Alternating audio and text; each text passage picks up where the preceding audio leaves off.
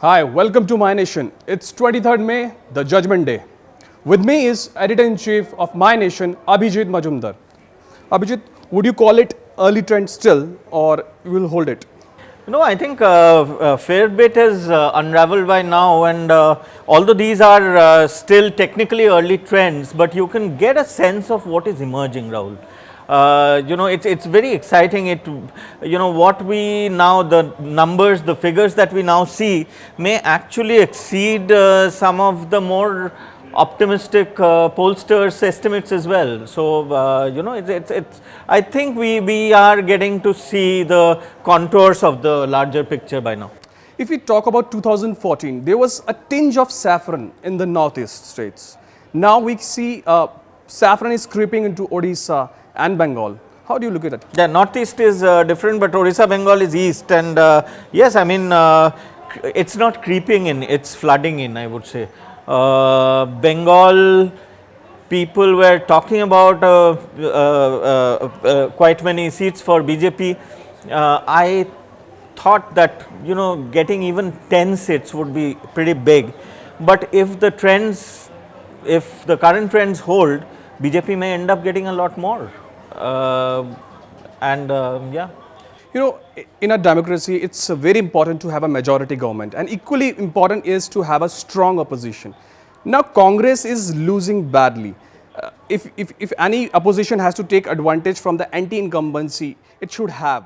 But due to failure of a strong leadership, Congress is losing the ground. What do you have to say about it?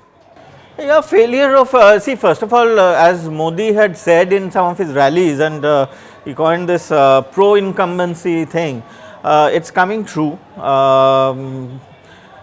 Congress, poor leadership, well, of course, but more shockingly, the number of lessons Congress has failed to learn after that rout 5 years ago. 5 years is a long time.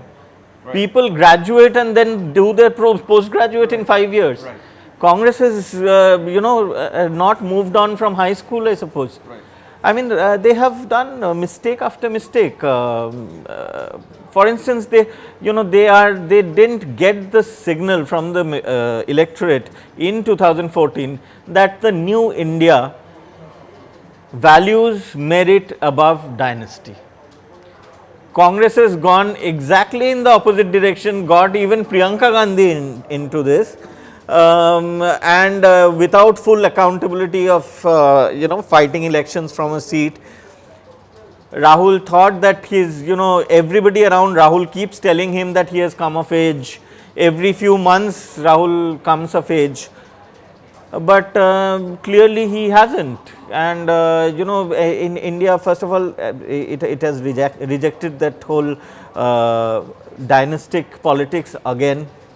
It has rejected all that comes with dynastic politics, like this Mai Baap Sarkar, this whole culture of doles. Instead of creating livelihoods, empowering people to create their own livelihood.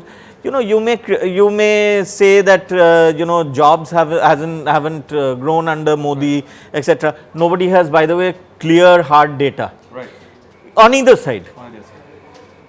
But the point is that directionally Modi has taken the nation to a point where it could be more self-sufficient. Where jobs are created by individuals instead of individuals just seeking jobs. So, I think there Congress has completely misread it. Congress has done pathetically badly on the whole internal security defense front.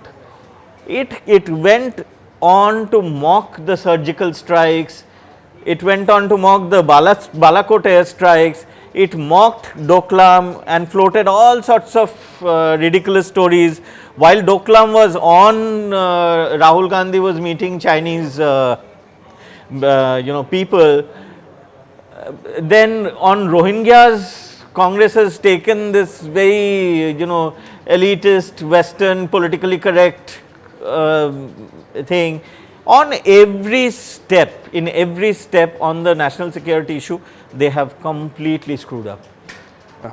Congress has offended the alliance. That's a clear picture. But do you think that the local regional leaders also Congress didn't care of, like Hemanta Biswa, YSR was offended by Congress. But the only man who stood the ground is Captain Amrinder Singh for the Congress in Punjab. So do you think it's a right time that Congress should work on the local satrap and give power to these leaders like Sachin Pilot, Captain Amrinder Singh, and Congress should move over this Rahul No, Gandhi thing? I think the local satraps should work on Congress. Conversely, I think Amrinder Singh should be the president of the Congress. He is the right leader to be I mean, his success would make him the natural leader of choice for the Congress to head the party. Instead, it has somebody with a completely dubious checkered record, whose whose sense of entitlement pisses people off in this country, who's who functions with a very small coterie of yes sayers and lackeys. So yeah, I mean, it's not a question of the two of biggest mass leaders of the Congress are for at least 2 decades, nearly 2 decades outside the Congress, Mamata Banerjee and Sharad Pawar. So this tells you how Congress treats its local satrap. Okay. Who do you see as the new face and should be the new face for Congress?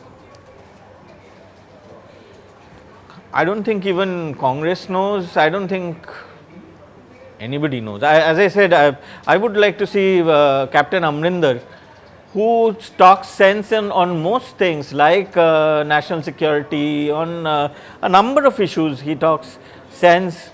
He has the air of a mature leader. He has success behind him. I would, if you ask me, I would root for Amrinder Singh as the president of Congress. Singh is the president. One last question.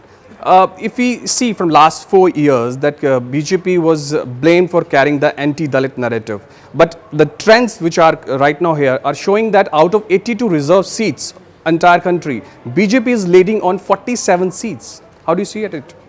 Yeah, I mean, this has been happening for a long time. See, our old tools of looking at an election, evaluating an election, we have used caste as a very sort of convenient and very reliable tool to analyze changes. But there are other formations forming. I mean, caste formations, caste still exists, but it is waning. It is giving in to to other formations like the new middle class. It doesn't really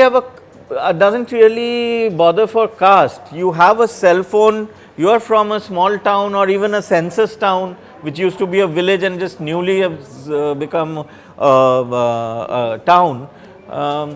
You are from there, you have a cell phone, you come to a big city, you work as a food delivery boy or a toll plaza person, but you are constantly dreaming of getting better in life by your own merit, by your own hard work. I don't think caste really matters there, which is why BJP has been successful. No, adding to that, I'm talking particularly about UP politics. The caste is the underline of the UP politics, but still it didn't work in this election as the trend shows. I am challenging that notion. I am saying that caste is important, still important, but not half as important as we make it out to be, at least in the national elections. Okay. So what's your final number for today? It seems that BJP by itself may touch 300 from the trends now. I